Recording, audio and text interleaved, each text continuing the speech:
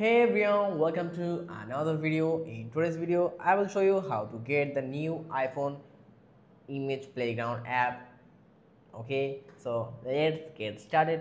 This feature is only available on iPhone 16, 16 Plus, 16 Pro Max, 16 Pro, iPhone 15 Pro, iPhone 15 Pro Max. If you have an older device, unfortunately, it's not supported. Then the next step is updated to iOS the latest version 18.3 or newer. Before using Image Playground, make sure your iPhone is updated to iOS 18.3 or something.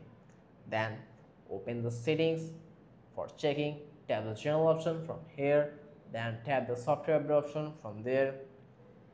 If an update is available, just install it.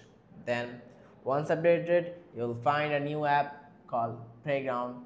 This is where you can create images using Apple Intelligence. When you open the app, you will see different features like Image Playground, Genmoji, Magic Wand.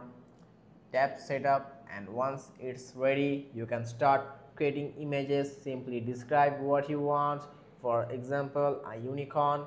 You can also choose from preset themes or add accessories. Even select a photo from your album and edit it.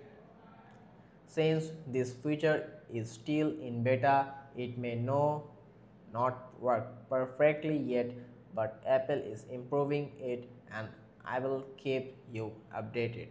If you found this video helpful, hit that like button and subscribe for more iPhone tips and tricks. See you next time.